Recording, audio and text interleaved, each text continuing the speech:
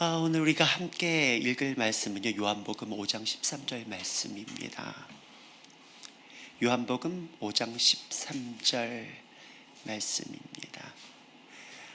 짧은 구절이니까 한 목소리로 다 함께 읽도록 하겠습니다. 시작. 고침을 받은 사람은 그가 누구인지 알지 못하니 이는 거기 사람이 많으므로 예수께서 이미 피하셨습니다.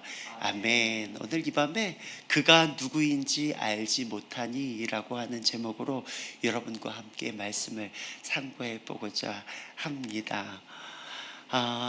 어느 추운 겨울날이었습니다.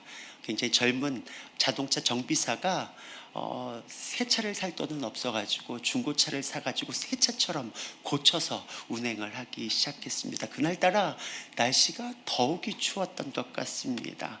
그럼에도 불구하고 자기가 잘 정비한 차니까 믿고 길을 떠났습니다. 근데 웬걸 가다 보니까 갑자기 이 차가 덜컹덜컹 흔들리기 시작했습니다. 그랬더니 숨이 멎듯이 갑자기 이 차의 시동이 뚝 끊어지는 거예요. 다행히 사고는 면했지만 더 이상 어떻게 할 줄 모르겠는 거예요. 그래서 가던 길에서 이 차의 본넷을 열고 어디에 문제가 있는가 하나하나 살펴보기 시작했습니다. 그래도 본인이 이쪽 계통에 있어서는 굉장히 탁월한 정비사이기 때문에 본인 스스로를 믿었던 것 같습니다.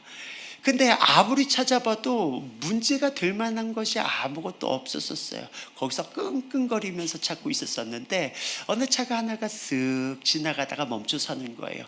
봤더니 어떤 노신사 한 분이 그를 바라보면서 무슨 문제가 있습니까? 묻는 것이었어요. 그랬더니 그 사람이 아무렇지도 않은 듯이 아닙니다 걱정 마십시오, 그냥 지나가셔도 됩니다. 근데 한참을 지켜보시는 거예요. 근데 정말 한참 동안 이 차가 고쳐질 생각을 하지를 않는 것이에요. 그 노신사가 그 자리에서 잠시 발걸음을 옮겨서 이 사람을 이제 잠시 옆으로 하고서는 제가 좀 잠시 한번 봐드리도록 하겠습니다. 그리고선 30초도 되지도 않은 것 같아 쓱 둘러보더니 엔진의 어느 군데를 몇 군데를 슬쩍슬쩍 만지는 거예요.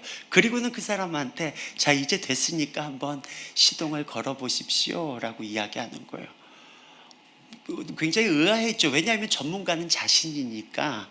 그래서 조금 의아한 눈빛으로 그냥 돌이켜서 한번 차의 시동을 걸어 보았습니다. 웬걸요, 시동이 걸리는 거예요. 그래서 깜짝 놀라서 이 정비사가 이 노인에게 물었습니다. 제가 사실은 이쪽 분야에서 전문가인데 제가 한참을 봐도 모르겠던데 어떻게 된 일입니까? 물었더니 이분이 껄껄껄 웃으시면서 하시는 말씀이 사실은요, 이 차를 만든 사람이 접니다 라고 이야기하는 거예요. 알고 봤더니 그 노신사가 헨리 포드였었어요. 그 포드 자동차를 만든. 네. 근데 그 앞에서 주름을 잡았던 거죠. 근데 이 이야기를 떠올리면서 우리 인생 가운데 문제를 정말로 정통으로 만났을 때 그것을 시원하게 해결해 줄 수 있는 누군가를 만난다면 그것처럼 행복한 일이 없을 거라는 생각을 해보게 되었습니다. 자동차가 고장나서 추위에 덜덜 떨면서 그것을 고치고 있었던 그 정비사에게 문득 갑자기 찾아온 그 헨리 포드처럼 우리 인생에도 커다란 문제를 만났을 때 그 해결을 시원하게 해결해 줄 수 있는 그 누군가가 있다면 얼마나 좋겠습니까?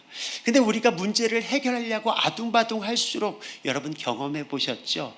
이상하게도 문제는 엎친 데 덮친 격으로 해결하려고 하면은 오히려 그 문제가 겹겹이 더 쌓여지는 것만 같을 때가 있습니다.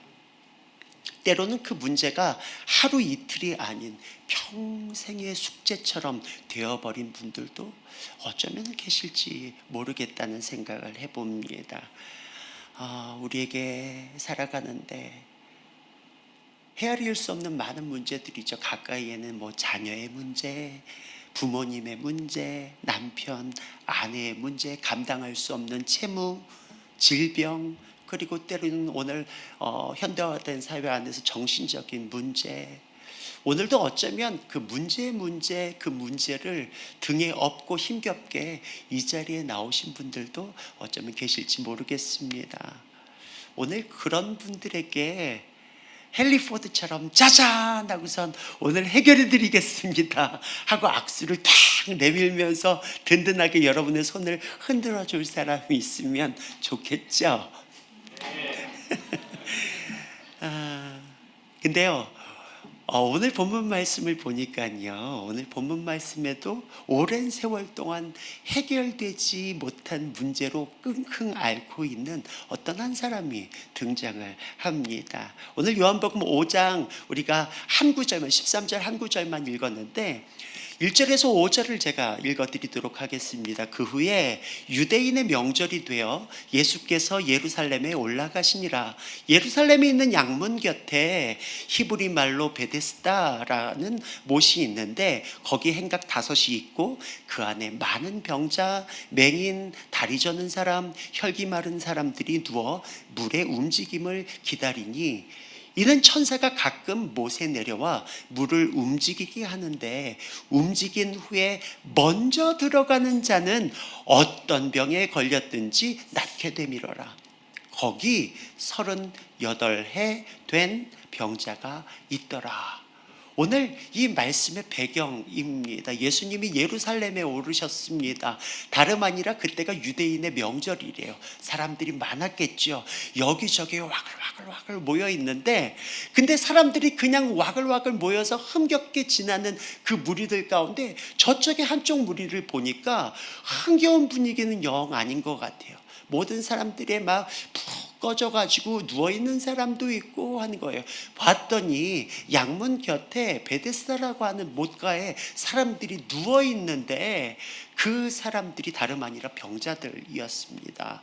거기 보니까 다양한 종류의 질병을 지니고 고침을 받고자 모인 사람들이 왜 거기에 모여 있었냐면 다름 아니라 가끔씩 천사가 내려온대요. 희한하죠. 어떻게 봤는지 그게 천사인지 뭔지는 정확하게 모르겠는데 중요한 거는 천사가 내려와서 그 연못을 뒤 흔들어 놓으면 요동치고 있는 그 못가에 가장 먼저 발견한 사람이 풍덩 뛰어들면은 어떤 병을 지녔던지 간에 완전히 깨끗하게 나음을 얻는다라고 하는 거예요. 놀랍지 않습니까? 근데요,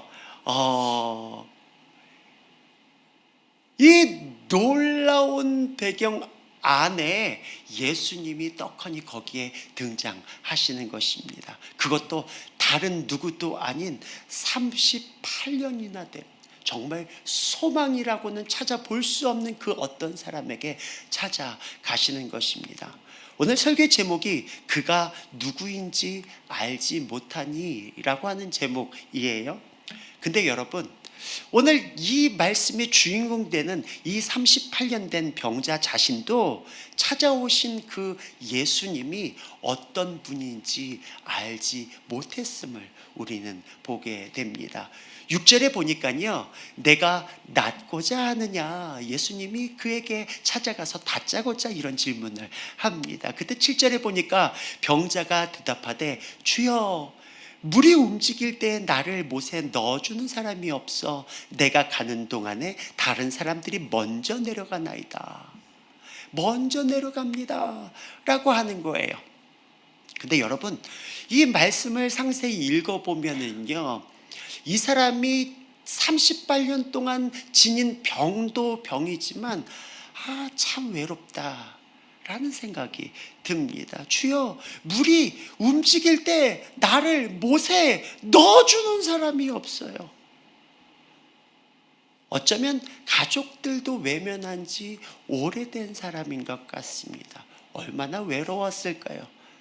질병에 고통당하는 것 그 하나만으로도 외로운데 차라리 목숨이 끊어졌으면 좋겠는데 어쩌면 그런 생각들 들지 않았을까요?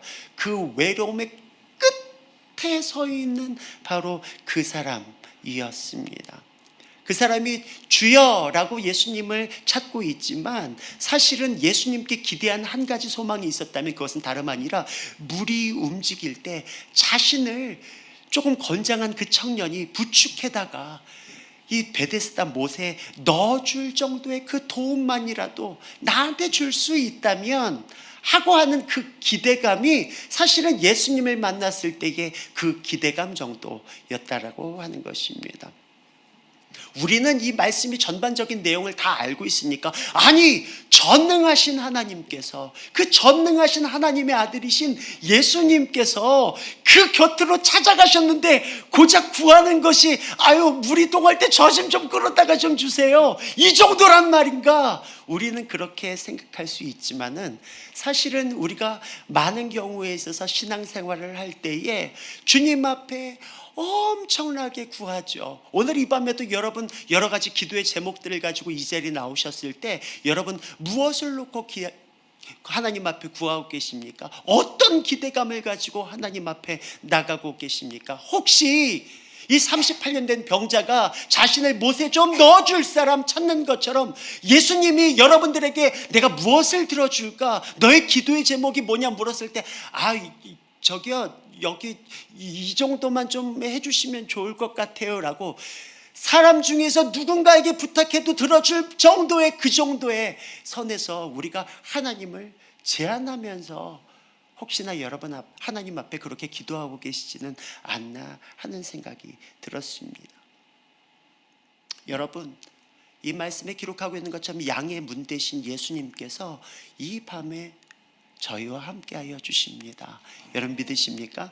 3절에 보니까 많은 병자, 맹인, 다리 젖는 사람, 혈기 마른 사람들이 다들 하나같이 무엇을 주목하고 있습니까? 물이 동하는 것을 주목하고, 언제 천사가 내려와서 이 물을 흔들어낼까? 그러면 당장이라도 달려가야지.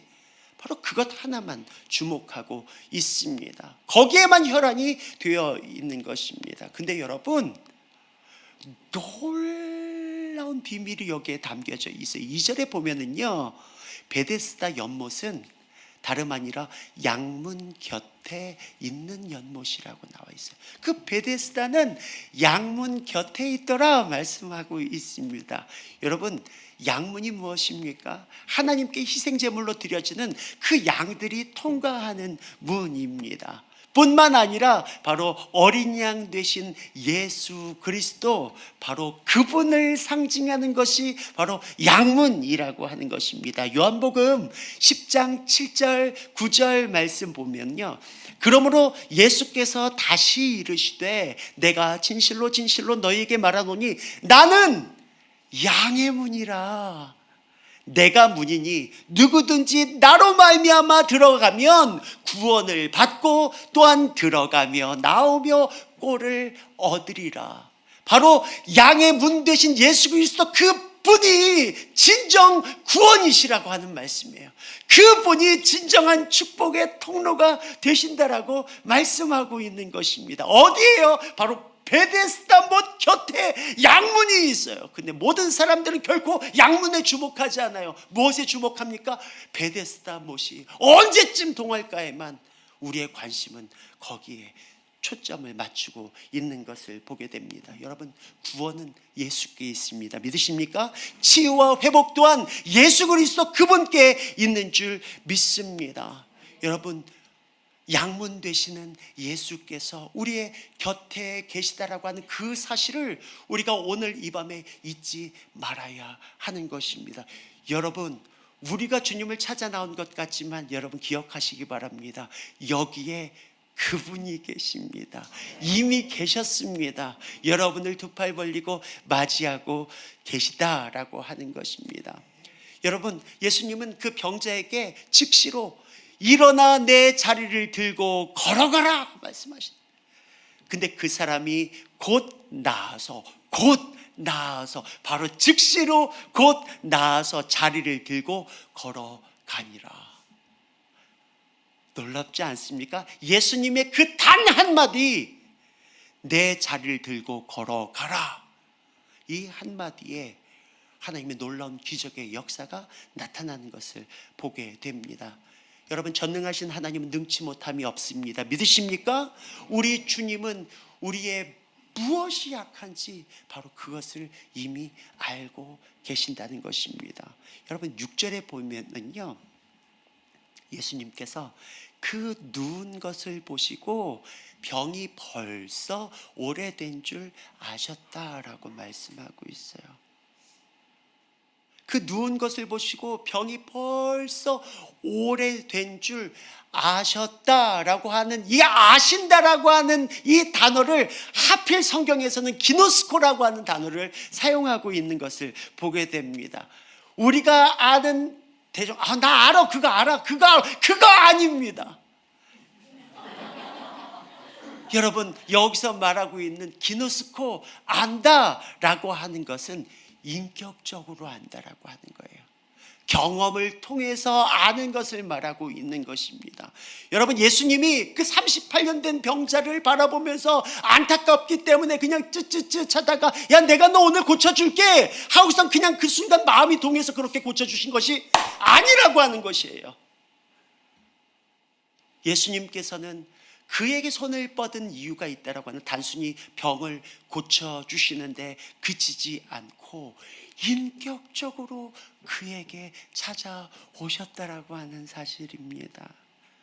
그의 고통, 그의 눈물, 그 38년이라고 되는 그 기나긴 세월 동안에 겹겹이 쌓여있던 그의 외로움, 누구도 알지 못하는 그 원통함, 그 원통함의 자리에 주님은 직접 발걸음을 하셨다라고 하는 것이죠.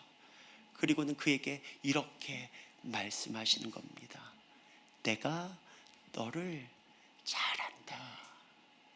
내가 너를 잘 안다.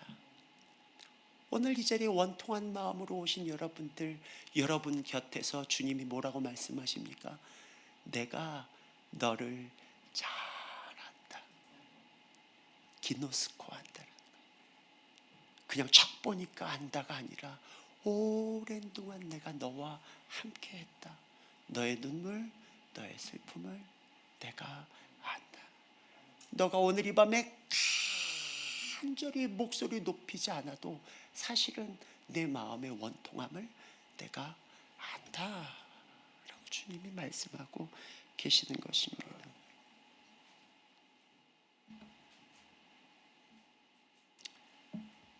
저는 오늘 이 밤에 이미 이곳 가운데 와 계시는 하나님을 우리가 인식하셨으면 좋겠어요. 그냥 막연하게 어딘가 멀리 계신 그분을 찾고 또 찾는 것이 아니라 이미 양문과 같이 베데스다 못가 곁에 이미 거기에 와 계시는 예수 그리스도, 우리가 그분께 온전히 포커스할 때 비로소 하나님의 역사를 우리 가운데에서 발견할 수 있게 될 줄 믿습니다. 또한 오늘 본 말씀에서 보니까요, 38년 된 병자 말고도요, 그가 누구인지 알지 못했던 사람들이 등장합니다. 그것은 두 번째, 안식일의 진정한 주인이신 하나님을 알지 못했던 사람들입니다. 그것은 다름 아니라 여기에 나오는 유대인들입니다. 여러분, 유대인들은 여러분들 잘 아시는 것처럼 자신들이 하나님에 대해서만큼은 누구보다도 잘 안다라고 여기는 사람들이었습니다. 그리고 하나님의 뜻을 따라서 자신들을 온전히 순종하고 온전히 하나님을 기쁘시게 하는 삶을 그들은 살아가고 있다라고 스스로 자부하고 있던 사람입니다. 그런데요, 오늘 이 요한복음 5장 말씀에 8절에서 12절에 보니까요, 예수께서 38년 된 병자를 고치시면서 일어나 내 자리를 들고 걸어가라 하셨을 때 정말로 여러분, 놀라운 기적이 그 현장에서 발견하게 됐죠. 모든 사람들이 환호성과 탄성이 터져나오는 장면이 연출이 됩니다. 아마도 다 알았겠죠. 그냥 한 해, 두 해 누웠던 사람이 아니에요. 자그마치 38년이에요. 그 아픈 그 동네에서도 가장 장수한 사람일 거예요. 가장 소문난 사람일 거예요. 그래서 제발 좀 저 사람 좀 나았으면 좋겠다라고 하는 사람이었을 것이에요. 근데 놀랍게도 예수님을 만난 그날에 예수님의 한마디에 그 사람이 나음을 얻는 놀라운 기적의 역사가 일어나게 되었습니다. 근데 놀랍게도 이것을 보던 유대인들의 반응, 여러분 기가 찹니다. 병에서 나은 그를 갑자기 그들이 찾아와서 다그치기 시작하는 거예요. 지금 뭐 하는 거냐고. 지금 오늘이 안식일인 건 모르냐고. 안식일인데 지금 자리를 들고 일어나? 안식일에 이런 것 들어 옮기는 것 못한다는 것, 그 사실을 당신은 모르고 있었냐고 타박을 하기 시작하는 것입니다. 아마도 38년 된 그 병자는 무척이나 당황했을 거예요. 저를 방금 낫게 하신 그분이 이 자리 들고 가라고 해서 제가 그거 들고 가는 겁니다. 주섬주섬 이야기했죠. 그들이 또다시 책임을 추궁하기 시작하며 도대체 너에게 이 자리를 들고 걸어가라고 한 사람이 누구냐라고 따져 묻기 시작합니다. 신기하게도 엉뚱한 데 관심들을 참 많이 갖고 있죠. 하나님을 섬긴다라고 하는데 왜 이렇게 엉뚱한데 관심을 쏟고 있는지 모르겠어요. 여러분, 안식일이 무슨 날입니까? 유대인들 거기에서 타박하던 그들은 안식일의 진정한 주인이신 예수 그리스도를 알지 못했을 뿐만 아니라 안식일의 진정한 의미조차도 몰랐었던 것을 우리는 확인할 수가 있습니다. 여러분, 예수님께서 마태복음 12장 5절에서 8절 말씀에 이렇게 말씀하고 있어요. 또 안식일에 제사장들이 성전 안에서 안식을 범하여도 죄가 없음을 너희가 율법에서 읽지 못하였느냐. 내가 너희에게 이르노니 성전보다 더 큰 이가 여기 있느니라. 나는 자비를 원하고 제사를 원하지 아니하노라 하신 뜻을 너희가 알았더라면 무죄한 자를 정죄하지 아니하였으리라. 인자는, 예수님은 안식일의 주인이니라 하시니라. 안식일의 진정한 주인이 예수님, 성전보다 크신 이가 바로 주님이라고 말씀하시는 거예요. 야, 봐라, 안식일날 제사장들이 하나님 앞에 제사 드리면서 분주하게 바쁘게 일하면서 그 일들 수종들며 섬기고 있지. 근데 그거 죄 짓는 거 아니지 않냐. 주를 섬기는 그 놀라운 일, 주님의 기쁨 위에 드려지는 그 모든 행위들, 너희들 이걸 가지고 율법으로 정죄하고 있냐? 그렇지 않잖냐. 근데 내가 누군 줄 아냐? 성전보다 더 크십니다. 안식일의 주인은 바로 나다 라고 선포하고 계시는 겁니다. 거기에 덧붙여 신명기 5장 14절에서 15절 말씀에 보면은요, 일곱째 날은 내 하나님 여호와의 안식일인즉 너와 내 아들이나 내 딸이나 내 남종이나 내 여종이나 내 소나 내 낙이나 내 모든 가축이나 내 문 안에 유하는 객이라도 아무 일도 하지 못하게 하고 내 남종이나 내 여종에게 너같이 안식하게 할지니라. 너같이, 네가 안식하는 것처럼 그 종들도 나귀도 모두 다 안식. 이게 뭐예요? 쉴 수 없는 자들로 쉬게 만들어주라고 하는 거예요. 내가 이거 법으로 정할 거야. 야, 쉬게 해줘. 그러면서 15절에 이렇게 얘기해요. 너는 기억하라. 내가 애굽 땅에서 종이 되었더니. 여러분, 종에게 쉼이 있습니까? 종에게 안식이 존재합니까?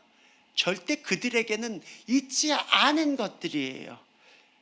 근데 그거 기억하라고 한, 너희들이 애굽 땅에서 종되었던 너희들을 내가 왜 구했는 줄 아냐? 내 하나님이 여호와가 강한 손과 편팔로 거기서 너를 인도하여 내었나니 그러므로 내 하나님 여호와가 내게 명령하여 안식일을 지키라 하느니라.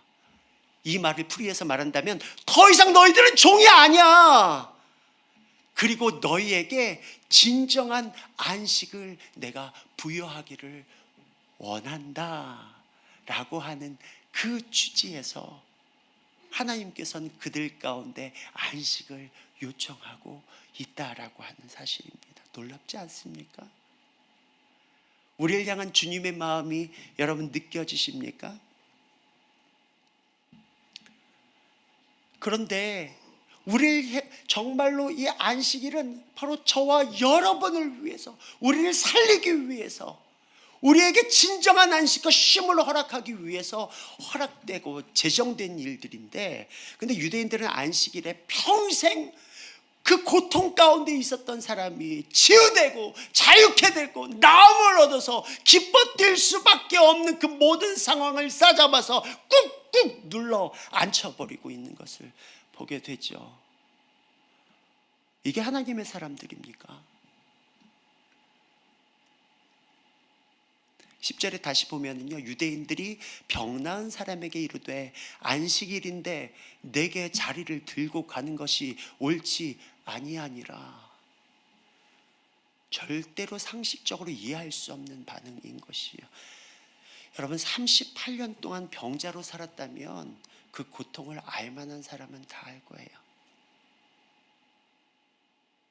함께 길길이 뛰면서 축하해 주지는 못할 망정 어떻게 이럴 수가 있습니까?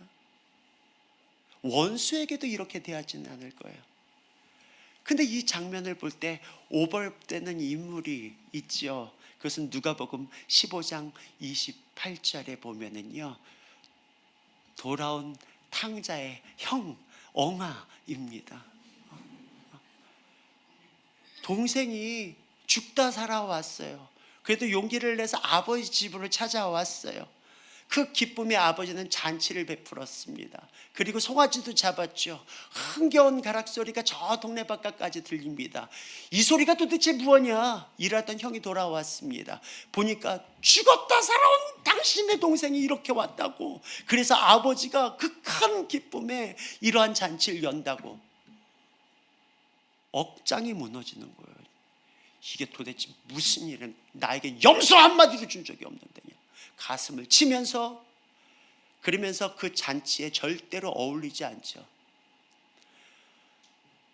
그 아버지가 그를 찾아냅니다. 그러면서 뭐라고 이야기합니까? 예, 너는 항상 나와 함께 있으니 내 것이 다 내 것 아니냐, 내게 다 네 거 아니냐, 내 동생은 죽었다가 살아나지 않니, 내가 잃었다가 얻었기로 우리가 즐거워하고 기뻐하는 것이 마땅하지 않냐?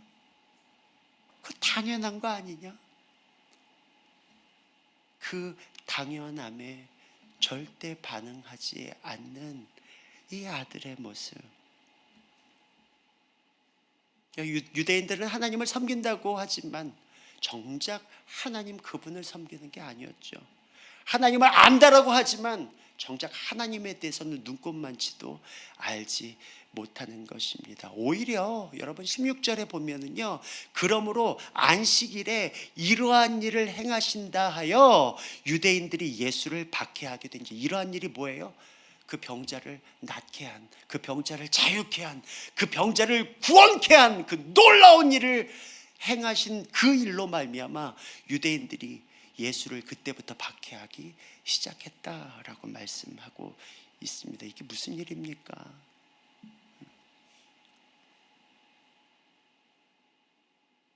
전 돌아온 그 탕자의 엉아의 모습을 보면서 아버지와 함께 산다고 그 마음을 다 아는 게 아니다 라는 생각을 하게 됩니다. 우리가 늘상 신앙생활 한다고 날마다 출석하고 얼굴 도장 찍으면서 우리가 반복적인 습관, 그런 종교생활처럼 우리가 한다고 해서 하나님의 마음을 저절로 알 수 없구나 라는 생각을 하게 되는 거예요. 율법처럼 그 일들을 지켜나가는 것이 전부가 아니라 우리가 진정 하나님 그분을 인격적으로 경험하는 바로 그 일이 오늘 이 밤에 우리에게 가장 필요한 일이 아닐까 하는 생각이 듭니다. 병든 자에게 그냥 그 단순히 병을 낫게 하고자 찾아오신 것이 아니라 인격적으로 그에게 찾아오셨던 예수님처럼 우리 또한 인격적으로 오늘 이 밤에 우리의 많은 문제들, 우리의 연약함이 있지만 그럼에도 불구하고 인격적으로 그 하나님을 경험할 수 있는 이 밤이 되시기를 소원합니다. 마지막으로요, 이들은 몸의 질병을 치유하실 수 있을 뿐 아니라 영혼을 구원하시는 구원자 하나님을 그들은 몰랐다라고 하는 것이에요. 14절 말씀에 보니까요, 그 후에 예수께서 성전에서 그 사람을 만나 라고 시작해요. 전 이 짧은 문장이 저한테 엄청나게 감동적으로 다가오는 거예요. 그 후에 예수께서, 여러분 고쳐주시고 예수님이 문득 사라졌어요. 둘러보니까 없어졌어요. 그리고 갑자기 그 후에 예수께서 이 병에서 낫게 된 그 사람을 어디서 만났냐면 성전에서 그 사람을 만나. 성전에서 그 사람을 만나. 우연을 가장한 예수님의 만남입니다. 너무 멋지지 않아요? 여러분, 우리 지금 만나, 당장 만나, 그런다고 해서 만날 수 있는 게 아니란 말이에요. 오늘날처럼 여러분들이 카톡을 하든지 전화를 해가지고 우리 몇 시에 어디에서 만나, 그럼 만날 수 있는 게 아니에요. 여러분, 그때가 언제라고요? 유대인의 명절이에요. 각 지방에 있는 모든 사람들이 다 예루살렘으로 몰려왔어요. 사람 반 물반이 아니라 정말 온통 예루살렘 시내가 사람으로 가득했을 거예요. 근데 거기서 예수님을 어떻게 만나요? 근데 그 성전에서 우연히 만난 것처럼 예수님이 그를 만나주시는 거예요. 전 이 모습을 볼 때 한 영혼을 향한 예수님, 그분의 그 따뜻한 사랑이 엿보이게 되는 것 같은 거예요. 이토록 사랑하시나? 그 사람은 사실 그 병 고침 38년 동안 끙끙 앓았던 그 병에서 남을 얻은 것, 그 하나로도 충분한 것 같은데, 근데 예수님이 거기서 멈추시지 아니하시고 그 사람을 직접 찾아와 주시는 거예요. 여러분, 이 사람은 적어도 질병으로 인해서 38년 동안에는 예배하고 싶어도 성전에 발을 딛지도 못했을 거예요. 그렇죠? 거동할 수 없었을 뿐만 아니라 질병 때문에 부정한 몸으로 분류되어서 성전 예배의 제한을 받을 수밖에 없었기 때문입니다. 그가 성전에서 예배할 수 있다라고 하는 사실이 얼마나 놀라운 기쁨이었겠어요. 그도 유대인인데 그가 성전에서 마음껏 주님을 경배할 수 있다라고 하는 이 놀라운 감격을 예수님은 그에게 얻도록 선물을 해 주셨다라고 하는 것이에요. 그러면서 한 가지 덧붙여서 예수님께서 그 사람에게 콕 집어서 하시는 말씀이 있어요. 그것은 보라, 내가 나았으니 더 심한 것이 생기지 않게 다시는 죄를 범하지 말라 말씀을. 내가 나았으니 더 심한 것이 생기지 않게 다시는 죄를 범하지 말라. 이 말이 무엇입니까? 그가 지녔던 그 질병이 단순히 찾아온 어떤 질병이 아니라 죄로 말미암아 기인된 죄의 결과도 얻어진 또 하나의 어떤 저주와 같은 것이지 않았나라는 생각을 하게 되는 것입니다. 여기에 무슨 죄를 지었는지는 우리는 알 수가 없어요. 너 이러이러한 죄라고 그 죄의 덕목을 주님이 많은 사람들 앞에서 끄집어가지고 발설하지 않으세요. 그래서 야, 잘됐다. 이렇게 깨끗이 낫고 건강해졌으니 얼마나 좋으냐. 그렇지만 속삭이듯이 말씀하셨기에 더 심한 것이 생기지 않게 다시는 죄를 범하지 마. 아마 그 사람은 자신의 무슨 죄 때문인지 아마도 알았을 거예요. 예수님이 그것을 반드시 짚고 넘어가시는 거예요. 그냥 낫고 끝나는 게 아니라 첨삭지도까지 해주시는 거예요. 야, 다음에 또 틀리지 마.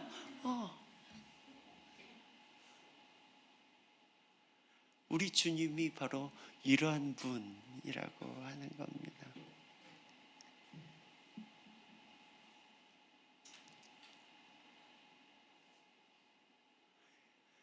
여러분, 이 모든 것이 바로 예수님 앞에 나오면 되는 것이죠.